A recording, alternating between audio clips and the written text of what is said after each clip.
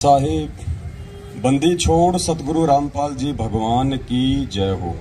परम पिता परमात्मा सारी सृष्टि के रचनहार कुल मालिक असंख्य ब्रह्मांडों के स्वामी जगत गुरु तीनों लोकों में प्रवेश करके सबका भरण पोषण करने वाले संत शिरोमणि सतगुरु रामपाल जी परमेश्वर जी के चरण कमल में हम सभी सतसेवक भाई बहनों का कोटि कोटि दंडवत प्रणाम। आप सभी भाई बहनों का सुबह का नित्य नियम हो गया? सबका हो गया क्या? कोई है जिसका नहीं हुआ नित्य नियम? सबका हो गया। अब देखो, सबसे पहले उठते ही हमने क्या करना है अपने आध्यात्मिक जीवन में। साथ संगति में आए हो तो कुछ सीख के जाना, अपने परिवार को सिखाना, जो भगत भाई बहन आपके संपर्क में आते हैं उनको सिखाना यदि उनको नहीं पता है तो। चाहे वो 10 साल पुराना भगत हो, चाहे वो 20 साल पुराना भगत हो, चाहे आपका कोई कोऑर्डिनेटर हो, चाहे नामदान संचालक हो। अगर आप कभी उनके संपर्क में आते हो, आपको यदि कभी उनके घर पे जाने का मौका मिले या कभी वो आपके घर पे आवे, तो हमने देखना है कि वो अपनी क्या आध्यात्मिक क्रियाएं करते हैं।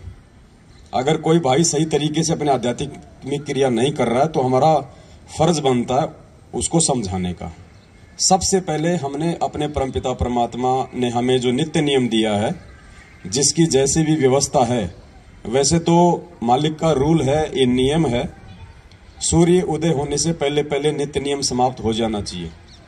उसके बाद ये दुनिया का भार घोड़ा, ये हाय हाय, ये भागा दौड़, वातावरण में इतना ज्यादा प्रदूषण, लोगों का शोर शराबा, लोगों के कुशब्द इतने ज्यादा हो जाते हैं, फिर वातावरण बहुत ज्यादा भारी हो जाता है।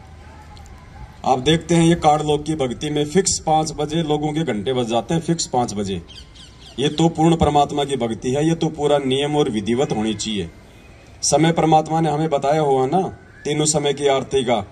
तीनों समय की जो आरती है इनको संध्या आरती कहते हैं। संध्या आरती केवल शाम शाम की आरती को नहीं कहते। परमात्मा ने कहा कि जो सुबह का नित्य नियम है ये भी जो है मतलब संध्या आरती है। दोपहर का असुर निकंदन रमैनी है वो भी संध्या आरती है, और शाम की भी संध्या आरती है। संध्या का मतलब परमात्मा ने बताया 2 समय का जब मिलन होता है उस समय जो आरती होती है उसको संध्या आरती कहते हैं। तो सुबह की आरती का जो समय है, सतलोक आश्रम बरवाड़ा में फिक्स सुबह 5 बजे आरती शुरू हो जाती थी। यानी 5 बजे वो समय है जिस समय रात का समय जा रहा होता है और सुबह का समय आ रहा होता है। वो संध्या हो गई, वो मिलन हो गया 2 समय का, उसको संध्या आरती कहते हैं। वास्तविक तो रूल है ये। बाकी परमात्मा ने, ठीक है, अभी लोग धीरे धीरे भक्ति की सीढ़ियां आगे चढ़ेंगे तो मालिक को पता है कि लोग एकदम से ये काल इतनी भक्ति नहीं करने देगा, इसलिए परमात्मा ने दिन के 12 बजे तक का टाइम दिया है। किनको? जिनकी अभी आदत सुधरी नहीं है, या जो लोग भक्ति में भी थोड़ा बहुत आलस से करते हैं, या कोई किसी कारण से, मान लीजिए किसी की नाइट ड्यूटी है, कोई 5 बजे छूटता है, कोई 4 बजे छूटता है, तो वो आते नहीं कर पाता आरती। इसलिए परमात्मा ने अभी हमारे को शुरुआत में 12 बजे तक का टाइम दिया है। बाकी दिन के 12 बजे आरती नहीं होती, आप सबको पता है। आरती अपने टाइम पे हो जानी चाहिए, और ये हमारा प्रथम कर्म होना चाहिए, हमारे जीवन का प्रथम कर्म। तो सुबह सुबह केवल हमें आरती परमात्मा की। उसके बाद में जो दूसरी चीज का नंबर आता है वो है परमात्मा का चरणामृत। आप में से कितने भगत भाई बहन हैं जो सुबह उठते ही चाय दूध या नाश्ते से पहले चरणामृत लेते हैं? झूठ मत बोलना, यह परमात्मा का दरबार है। कितने भगत भाई बहन हैं? हाँ, लेना नित्य नियम के बाद ही है, लेकिन लेते कितने हैं? कईयों को तो 15-15 दिन हो जाते हैं, ध्यान ही नहीं आता कि हमने चरणामृत भी लेना है क्या। ये देखो, ये हकीकत है, शर्मा सर्वे का मार्ग नहीं है ये। ऐसा नहीं है कि जो ले रहे हैं वो बहुत अच्छे हो गए, जो नहीं ले रहे हैं वो बहुत नीचे हो गए। ये यहाँ पे सीखना है, यहाँ पे कोई परफेक्ट नहीं आएगा। जो परफेक्ट हो जाएगा फिर उसको साथ संगति में आने की जरूरत कहाँ है? फिर साथ संगति में हम सीखने के लिए आते हैं। दूसरा, हमारा जो कर्म है वो ये होना चाहिए कि परमात्मा ने हमें जो ये चरणामृत दिया है, हमने चरणामृत का सेवन करना है। अब चरणामृत को लेते कैसे हैं 90% लोगों को आज तक नहीं पता। चरणामृत लेने की भी एक विधि है, एक प्रोसीजर है, उस हिसाब से हमने उस प्रक्रिया को हमने पूरा करना है। दास आपको थोड़ा सा एक प्रैक्टिकल करके दिखाएगा, ध्यान से देखना। सबसे पहले आपके घर पे जो भी कोई स्टील का गिलास हो या कोई कप हो, जैसे अपन चाय पिया करते थे पहले, उस कप में चरणामृत तो है ना सबके घर पे, बोतल वगैरह मालिक के दरबार में रखते हैं ना भर के। तो सबसे पहले तो उस बोतल से जो आपने अपने दरबार में रखा हुआ है उसमें से अपना एक कप जो है चरणामृत का ले लेना है, ऊपर रखिए बस। भगत जी एक सादा गिलास का पानी भी ले आओ उधर से, कोई और भगत ले आओ कोई। सबसे पहले भगत जी हमने चरणामृत ले लिया, कप में ले लो, चाहे गिलास में ले लो, चाहे कटोरी में ले लो, चाहे कटोरे में ले लो, कोई दिक्कत नहीं है। उसके बाद सबसे पहले हम क्या करेंगे, जो हमारी विधि है, सबसे पहले हम परमेश्वर को दंडवत करते हैं। सबसे पहले हम उठ के, और जब हम ये चरणामृत लेंगे तो सबसे पहले जो भी पात्र हमारे हाथ में है हम उसको दोनों हाथों से पकड़ के, और उसको केवल एक ही घूंट में लेना होता है। ये चाय की तरह पीने का नहीं होता चरणामृत। इतना है लो कि जितना आप एक घूंट में आप उसको पी सको एक बार में, 2 बार में भी इसको नहीं पीना है, एक बार में आपका पूरा अंदर ये चला जाए। आधा कप ले लो।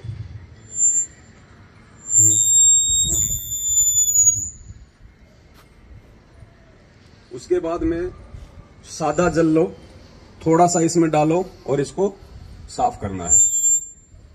बस थोड़ा इसको हिला के ना वो ले लो। अगर ये स्टील का गिलास है ये, तो आपने स्वयं इसको अपने हाथों से साफ करना है। ये नहीं कि आपने लेके चरणामृत छोड़ दिया, फिर आपकी बेटी धो रही है, आपका बेटा धो रहा है, आपकी माँ धो रही है, आपकी पत्नी धो रही है। नहीं, ये चरणामृत है, ये नियम है। आप कोई सेठ नहीं है, कोई शाहूकार नहीं, आप कोई अनिल अंबानी नहीं है, आप एक भगत है। ये चरणामृत जो आपने लिया है ये आपने स्वयं ही धो के साफ करके वापस रखना होता है। डिस्पोजल में चरणामृत नहीं लेना चाहिए, क्योंकि जब हम इसको फेंकेंगे तो वो अंश जो है मतलब साथ में जाएगा। तो कोशिश करें भाई, जैसे कोई चीनी मिट्टी का बर्तन हो, कोई स्टील का हो, कोई भी जो पात्र होता है जिसको अपन धो सके, उसमें हमने चरणामृत लेना है। उसके बाद हमने परमात्मा को दंडवत करना है, और दंडवत करके फिर हमने साइड में हटना।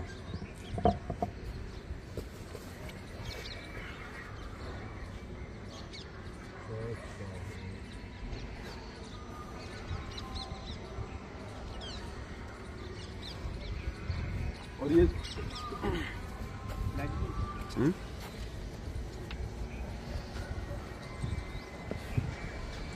और ये जो दंडवत है ना, इतना समझाने के बाद भी काफी संख्या में भाई बहनों को दंडवत भी ढंग से करना नहीं आता है, या फिर वो जानबूझ के नहीं करते, पता नहीं कौन सी उनकी वो ट्रेन छूट रही होती है। दंडवत तो कम से कम आराम से कर लिया करो, आते लेट जाते सीधा। जबकि परमात्मा ने कह रखा कि दंडवत प्रणाम करने से पहले जमीन पे घुटने टेको, हाथ जोड़ो, मालिक के चरणों की तरफ देखो, कम से कम 2 या 3 मंत्र का जाप करो, जो भी आपको मिला हुआ है, प्रथम नाम, सतनाम, सारनाम। आराम से शांति से नीचे घुटने टेक के पहले मालिक की तरफ देखो, अच्छे से परमात्मा के चरणों के दर्शन करो, 2 या 3 मंत्र का जाप करो, कोई जल्दबाजी नहीं, ट्रेन नहीं छूट रही। उसके बाद फिर दंडवत प्रणाम करो सीधे बिल्कुल। उसके बाद फिर हमने ऊपर उठना। अब देख रहे हैं दास बिल्कुल आता है, मारता सीधी फेट। वो दंडवत नहीं है भगत जी। परमात्मा कहते हैं जय गोपाल दंडवत करे, पैरों पड़ प्रणाम, असल सलाम है, ऐसी कुछ वाणी है परमात्मा की। और दुआ करो दिल पाक। जब तक आप हृदय से दंडवत नहीं करोगे ना, देखा देखी भी नहीं चलेगा कि वो कर रहा तो चलो मैं भी करूंगा, नहीं तो और बाकी लोग क्या कहेंगे। वो दंडवत प्रणाम नहीं है। जब तक आप अपने हृदय से उसको एक यज्ञ मान के नहीं करोगे, उसका कोई फल नहीं है, चाहे आप दिन में 1,00,000 बार दंडवत कर लो। परमात्मा ने तो कह दिया कि अष्ट अंग से दंडवत प्रणामा, संध्या प्रात करे निष्कामा। अगर तुम निष्काम भाव से विधिवत तरीके से अगर सुबह और शाम 2 टाइम भी अगर तुम दंडवत कर लोगे तो भी परमात्मा कहते हैं बहुत है। 50 बार लेटने की आवश्यकता नहीं है, कोई दिखावे का मार्ग नहीं है। और जब करो तो उसको विधि से करो, वरना उसका कोई फायदा नहीं है। क्यों फिर अपने घुटने तोड़ रहे हो झुक झुक के। तो यदि आज से पहले कोई भाई यदि चरणामृत नहीं लेता है, या लेता भी है तो वो विधिवत नहीं लेता है, तो भाई ये चीजें ध्यान रख लेना। और कोई भाई ऐसा हो जिसको नहीं पता है इन बातों का, तो फिर हमारी जिम्मेदारी बनती है हम उनको ये चीजें हम समझाएं। और उसके बाद जो भी आपके घर में प्रसाद रूप में जो भी चीज आप रखते हो, कोई मिश्री या खांड या फिर वो मखाने वगैरह, वो भी आप जिस चरणामृत के बाद में भी ले सकते हो, या जैसे आपका नित्य नियम समाप्त हुआ उसके बाद थोड़ा थोड़ा सभी को बांट दो, जो भी आपके उपदेश है। ये चीजें हमने लेनी है क्योंकि ये हमारी भक्ति की खुराक है। ये कोई महीने 2 महीने में या खांसी जुकाम हो जाए उस समय लेने की नहीं है। परमात्मा कहते हैं चरणामृत कदाचित पावे 84 कटे लोक सिंधावे, पेज नंबर 23 नित्य नियम पे लिखा हुआ है चरणामृत के मातम्य में। तो क्यों दिया? वो बोतल में भर के कोई सजाने के लिए थोड़ी दिया परमात्मा ने, कोई मोल थोड़ी आ रहा है भगत जी। वो खत्म होने को लगे तो उसमें सादा पानी और डाल दो, बढ़ता रहेगा वो आगे से आगे। ये खुराक ही नहीं खाएंगे तो हमारी भक्ति में रुचि नहीं बनेगी। दूसरा भाई, सात संगतियों का एक नियम है, आज से पहले था या नहीं था, भंडारा उसी आत्मा को मिलेगा जिस आत्मा ने अपने प्रथम नाम की माला पूरी की होगी, नहीं तो भंडारा नहीं मिलेगा। जिस आत्मा ने अपनी प्रथम नाम की माला पूरी नहीं कर रखी होगी उस आत्मा को भंडारा नहीं मिलेगा। पहले माला पूरी करो, उसके बाद उसको भंडारा मिलेगा। ये हमारा प्रथम कर्म है, ये भक्ति। रोटी हमारा प्रथम कर्म नहीं है। अगर हम लोग उस परमेश्वर का नाम लेके अगर हम भंडारा नहीं कर रहे हैं पहले, तो हम लोग अन्न नहीं खा रहे, हम लोग वो पाप खा रहे हैं। तो आज के बाद अपना नियम बना लो, इस परमात्मा की भक्ति से बढ़ के दूसरा कोई काम नहीं है, कोई काम नहीं है दूसरा। आराम से टाइम पे उठोगे तो नित्य नियम भी होंगे, टाइम पे उठोगे तो प्रथम नाम की माला भी होगी आराम से। कोई ज्यादा नहीं है। अब वो समय गया कि हमने चलते फिरते खाते उठते बैठते नहाते धोते, हम कोई अनिल अंबानी नहीं है जो हमारे 250 पेट्रोल पंप चल रहे हैं कि हमने वो संभालना है, हमने वो संभालना। अगर किसी के हैं तो संभालने वाले संभालेंगे, आप अपनी भक्ति को संभाल लेना। नहीं तो जिस दिन वो सबको संभालने वाले ने अगर अनदेखा कर दिया ना, कुछ नहीं बचेगा यहाँ पे। तो ये समय निकालना पड़ेगा भाई, चाहे आप कितने बिजी क्यों ना हो। आपने सुबह सुबह अपनी एक माला प्रथम नाम की करनी पड़ेगी आपने बैठ के। थोड़े दिन तो ये मन रोएगा, ये ढीठ होता है, नहीं मानता। 20 कर लो, 30 कर लो, 50 कर लो, 5-10 मिनट घूम लो, थोड़ा सा इसको रेस्ट दे दो, फिर कर लो बैठ के। भाई ये हमारा ये रूटीन हो जाना चाहिए भगत जी।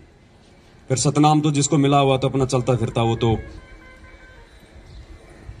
भाई वो अपना करते रहो, लेकिन ये प्रथम नाम का ध्यान रखो। आप अपने घर पे भी जिस दिन आपकी प्रथम नाम की माला नहीं होती है और भंडारे का समय हो गया, तो आपको मतलब शर्म आ जानी चाहिए। आपको शर्म आनी चाहिए कि मैं ये भोजन नहीं खा रहा, मैं ये पाप खा रहा हूं। इस भक्ति से मिलता है ना यहाँ सब कुछ।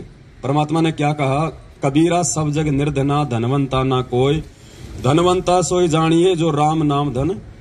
आज नरेंद्र मोदी भी देश का प्रधानमंत्री है तो केवल इस भक्ति की वजह से है। कभी किसी जन्म में उसने परमात्मा की शरण में रह के भक्ति की हुई है, जो आज उसको वो राज मिला हुआ है। ये भक्ति नहीं होती कुछ नहीं मिलता। तो भक्ति से बढ़ के भगत जी कोई कर्म नहीं है। 10-15 दिन तक लगेगा थोड़ा सा ऐसा उबासी आना, आलस से आना, जो है मन ना लगना, तो परमात्मा ने उसका एक ही तरीका बताया। अगर किसी को बुखार हो जाए और अगर बुखार ठीक करना है, ना चाहते हुए भी वो कुनून की गोली खानी पड़ेगी, वो कड़वी गोली आपको खानी पड़ेगी, ना चाहते हुए भी, यदि बुखार ठीक करना है तो। और जब खाओगे तो धीरे धीरे आपका जबर ठीक होगा। तो इसी प्रकार ये मंत्र तो मन जो है नहीं करने देगा, आंट अड़ाएगा। लेकिन परमात्मा कहते हैं जब तुम एक बार 20-30 मन मार के तुम एक बार मंत्र करोगे ना, उसके बाद फिर ये शांत हो जाएगा। फिर ऑटोमेटिक फिर आपका मन लगेगा उन्हीं मंत्रों में, उसी माला में। फिर आपका जब आप 20-30 मंत्र कर लोगे ना, उसके बाद फिर ये थोड़ा थोड़ा ठंडा पड़ जाएगा मन, और फिर आप चाहोगे कि अब मुझे कोई छेड़े नहीं, मैं पूरी माला करूं, इतना आपको आनंद आएगा फिर। तो शुरुआत भगत जी हमने करनी पड़ेगी। इस भक्ति को सतलोक आश्रम मैनेजमेंट हरियाणा ने बिगाड़ दिया है। आप सभी भाई बहन, जब आप नए नए नाम दीक्षा ली आप लोगों ने, आप सबको पता है कि आप कितने भाव से भक्ति करते थे। ये आरती आप कोई ऑडियो से या वीडियो से नहीं करते थे, आप बैठ के अपने घर पे आप नित्य नियम लेके आरती करते थे। जिस दिन आप नाम लेके आते थे, महीना 20 दिन 2 महीने तक, और जैसे ही आप अपने से बड़े बड़े और पुराने भक्तों के संपर्क में आने लगे, आप सबकी आदत बिगड़ गई। देखा देखी में हमने अपनी आदत बिगाड़ ली कि यार ये तो मेरे से पहले से जुड़ा हुआ भगत है, ये तो कोऑर्डिनेटर है, वो चाय भी पी रहा और अपनी रमेणी भी लगा रखी है। तो फिर हमारी आदत बिगड़ गई। अब हमने आदत को सुधारना उसी प्रकार से। और आदत नहीं सुधरेगी तो देखो, ऐसे साथ संगतियों में आने से ऐसे भी बात नहीं बनेगी। आए जाओ चले जाओ कोई बात नहीं, बात बनेगी भक्ति से। परमात्मा कहते हैं जब तब संयम साधना सब सुमरण के माई, और कबीरा जाने रामजन सुमरण सब कछु नाही। सुमरण यानी भक्ति, जिसमें आरती मंत्र अपने नियम मर्यादा ये सब आ जाते हैं। तो अपना नियम बना लो भगत जियो। जिन भाई बहनों को संकल्प नाम दीक्षा है वो अपना सुबह उठे, परमात्मा का अपना नित्य नियम करें, अपना चरणामृत लें, बाकी अपना वो काम धाम कर ले। अपना कोई मालिक की कोई वाणी लगा लें, वैसे कोई परमात्मा जी का कोई सत्संग लगा लें, क्योंकि उनको अभी मंत्र नहीं मिला हुआ है तो वो अपना काम वो कर सकते हैं उसके बाद में। लेकिन जिसको नाम मिला हुआ है उन्होंने नित्य नियम के बाद में ये नियम बना लो। अगर आपको लगता है कि मैं तो सुबह अपने ऑफिस जाता हूं, तो भैया 1 घंटे पहले उठना शुरू कर दो। जब ऑफिस के लिए टाइम दे सकते हो और 2 टाइम की रोजी रोटी के लिए, तो आत्म कल्याण तो उससे प्रथम है। 1 घंटा और पहले उठने का रूटीन बनाओ। 1 घंटा पहले सो जाओ। रात को क्या करते हो 11-12 बजे तक? 6 घंटे की नींद परमात्मा ने बहुत बताई। गुरु जी कहते हैं 6 घंटे की नींद सफिशियंट है। आप अगर 11 बजे भी सोओगे, सुबह 5 बजे उठ जाओगे, आपका पूर्ण घंटे में आपका नित्य नियम हो जाएगा। 20-25 मिनट में आपके प्रथम नाम की माला हो जाएगी। फिर क्या करोगे उसके बाद? और सुबह सुबह जिस आदमी का नित्य नियम और ये प्रथम मंत्र, जिस आदमी का नित्य नियम और प्रथम मंत्र टाइम पे हो जाता है, उसका सारा जीवन बिल्कुल, उसका सारा दिन बिल्कुल सही निकलता है। उसको टेंशन नहीं रहती फिर। और जिसके मंत्र नहीं होते ना, उसके दिमाग में वजन सा रहता है कि यार माला नहीं हुई, माला नहीं हुई, माला नहीं हुई। वजन सा रहता है उसके दिमाग में। वो कभी 5 कर रहा है, कभी वो 10 कर रहा है, भार सा रहता है। आत्मा को शांति नहीं मिलती, क्योंकि आत्मा की खुराक तो ये भक्ति है ना भाई। हमारा शरीर है, हम टाइम टू टाइम इसको भोजन देते कि नहीं देते हैं? अभी चाय दूध पानी नहीं आ रहा तो सबके अंदर ये चल रहा है कि यार कुछ आए नहीं, कुछ आए नहीं। क्यों? क्योंकि हमने मन को आदत डाल दी और मन की खुराक वो ही है। तो भाई आत्मा की भी तो कोई खुराक बताई परमात्मा ने, भक्ति। आत्मा की कोई शुद्धि नहीं है, चाहे 3 दिन मंत्र मत करो, हमें कोई फर्क ही नहीं पड़ रहा है। इसका मतलब क्या है? इसका मतलब होता है कि हम नाम से दूर है, हमारा कनेक्शन आउट है। अगर मंत्र करने की इच्छा नहीं हो रही है, नित्य नियम करने की इच्छा नहीं हो रही है, तो कहीं ना कहीं आपका जो कनेक्शन है वो टूटने की तरफ है। उसका तरीका यही है, परमात्मा से दंडवत करके समय याचना मांग के कि परमात्मा सद्बुद्धि दो। आज से पहले जाने अनजाने में जो हुआ सो हुआ, मालिक आज से पहले हमें नहीं पता था, लेकिन आगे अब हम ध्यान रखेंगे। साध संगतियों में आओ तो भगत जी पूरे भगत बन जाओ। अब हर प्रकार से, हर क्रिया के आधार से भक्ति को ज्यादा महत्व देना हमने। अगर भक्ति को महत्व देंगे तो हमारे काम धंधे को परमात्मा ऑटोमेटिक महत्व दे देगा। हमारी सोच से, हमारी समझ से, हमारे 3-2-5 करने से हमारा धंधा भी ठीक ठाक नहीं चलेगा। ध्यान रखियो, ये धंधा भी परमात्मा की भक्ति से ही चलेगा। मालिक ने कहा कि भाई तुम 3 दिन के लिए आते हो तुम इस सत्संग में, तो 3 दिन के लिए तुम लोग जीवित मर जाओ। तुम छोड़ दो पीछे तुम्हारा क्या धंधा है क्या नहीं है। जो बिगड़ता है उसको बिगड़ने दो। अगर बिगड़ भी गया तो जाके संभाल लेंगे, और अगर परमानेंट अगर टिकट कट गई तो कौन संभालेगा उसको? और फिर गुरुजी ने कहा कि जो भगवान के लिए 2 कदम आगे बढ़ते हैं, परमात्मा उनके काम बनाता है, बिगाड़ता नहीं है। तो ये विश्वास ऐसे हमारे अंदर धीरे धीरे भक्ति को लेके होगा पैदा। तो पहले हम मैनेजमेंट की कुसंगति में पड़ के और हम लोगों ने अपनी बनी बनाई भक्ति को बिगाड़ लिया। अब हम साथ संगति में आके, सुसंगति में आके, अब हम अपनी उन्हीं क्रियाओं को वापस ठीक करेंगे तो परमात्मा हमारे नजदीक आएगा। और नजदीक आ गया परमात्मा तो फिर कमी किस चीज की रहेगी भाई? तो आज से पहले जो आदमी जैसे भी अपनी क्रिया, जो भगत भाई बहन जो भी कर रहा था, अब परमात्मा की दया से अपनी क्रियाओं को मालिक को दंडोत करके हमने सुचारू करना है, ठीक करना। भगत जी आरती का टाइम अपना बिल्कुल जैसे 12 बजे तो हमारे को ध्यान होना चाहिए। कर लो 12 से 2 के बीच में आरती, परमात्मा दया करें। दास भी आज के बाद में प्रयास करेगा 12 से 2 के बीच में अपनी दोपहर की आरती हो जाए, शाम की संध्या आरती अपना सूर्य अस्त होते हो जाए। तो थोड़ा शेड्यूल बनाओ भक्ति का। हमने चाय का शेड्यूल बना रखा ना, सुबह 6 बजे चाय बनेगी तो बनेगी, शाम को 5 बजे चाय बनेगी तो बनेगी। आज से पहले हमारे शेड्यूल बने हुए थे ना, ये खाना खाने का टाइम है ना, ऑटोमेटिक हाथ पैर अपने आप काम करने लग जाते हैं। माता बहन ऑटोमेटिक रसोई की तरफ भाग लेती है। उनको पता है कि भाई टाइम हो गया खाने का। भाई भक्ति का भी तो कोई टाइम है, या सारा जिंदगी ऐसे गटर में बैठ के मंत्र जाप करते रहोगे? इसका भी टाइम है। ये परमात्मा ने हमें जो छूट दी है ना, ये छूट परमात्मा ने विशेष परिस्थितियों में दी है, विशेष परिस्थितियों में छूट दी है। इसको रोजाना लागू करने के लिए छूट नहीं है। ये हम दोषी हो रहे हैं हम उस परमात्मा के। तो कोशिश करो आज के बाद में, और जब हम इस राह पे हम चलेंगे तो हमारे बच्चे उस राह पे चलेंगे। बच्चे क्या करेंगे? बच्चे जो होते हैं भगत जी, वो माँ बाप से ज्यादा सीखते हैं। जैसा उनसे बड़े जो क्रिया करते हैं ना, वो क्रिया को देख के ज्यादा सीखते हैं बच्चे। तो बच्चे ऑटोमेटिक आ जाएंगे धीरे धीरे लाइन पे। और फिर दूसरा कोई भगत हमारे घर पे आएगा और हमारे भक्ति के शेड्यूल को जब वो देखेगा, और अगर वो नहीं कर रहा टाइम पे, तो उसको भी शर्म आने लग जाएगी। तो उसका प्रतिफल किसको मिलेगा? उस भगत को सुधारने का आपको देगा परमात्मा। चाहे कोई कितना ही प्यारा क्यों ना हो, कितना अच्छा रिश्तेदार क्यों ना हो, कितना बड़ा भगत क्यों ना हो। आरती मंत्र का टाइम हो गया, बोलो भगत जी आप भी करो, दास भी कर रहा है। परमात्मा की चर्चा अपनी जगह है और भगत जी भक्ति अपनी जगह है। तो ज्यादा से ज्यादा हमने इन चीजों पे गौर करना है। भगत बनना है, परमात्मा ने भगत बनाया है। मालिक ने हमारे पर विश्वास किया ना, इस 8.5 अरब की जनसंख्या में से परमात्मा ने हम थोड़ों सौ को भगत बनाया है। तो परमात्मा ने हमारे ऊपर विश्वास किया है। तो भगत जी हमने भी परमात्मा की बात को रखना है, और हमने भी उस परमेश्वर को जो है भगत बना के दिखाना है, भगत बन के दिखाना है। तब तो कोई बात है, नहीं तो भाई आए जाओ जाए जाओ। भक्ति का प्रतिफल तो दे देगा भगवान, कोई दिक्कत नहीं है। मालिक कहते हैं जिन हरि जैसा सुमरिया ताको तैसा ला। जो जैसी करेगा परमात्मा का विधान है। अगर कोई दारू पी के भी ये मंत्र जाप करेगा तो भी भगवान इन मंत्रों का प्रतिफल उसको देगा। राक्षस क्यों बने? परमात्मा ने क्या कहा? पहले ये ऋषि और राक्षस एक ही गुरु के भगत थे। आगे चल के वो राक्षस कहलाए। क्यों? क्योंकि वो भक्ति भी करते रहे, साथ में उन्होंने मर्यादा नहीं रखी। वो शराब पीने लग गए, मांस खाने लग गए, और ये भक्ति भी करते रहे। तो मांस और शराब खाने से, उल्टे काम करने से, चोरी जारी करने से, तो उनके अंदर गुरुजी कहते हैं कि दुर्बुद्धि आ गई, और भक्ति करने से उनमें शक्ति आ गई, इसलिए वो राक्षस कहलाए। तो आज वो राक्षस जो प्रवृत्ति है वो सतलोक आश्रम मैनेजमेंट हरियाणा अपना रहा है। और आप और हमारे को परमात्मा ने जो है ऋषि बनाया है। उन ऋषियों की वो राक्षस जब वो यज्ञ को जब वो खंड करते थे तो वो लड़ते झगड़ते नहीं थे उनके साथ में, वो परमात्मा से ही प्रार्थना किया करते थे। तो आज वो स्थिति आप और हमारे साथ में हो रही है।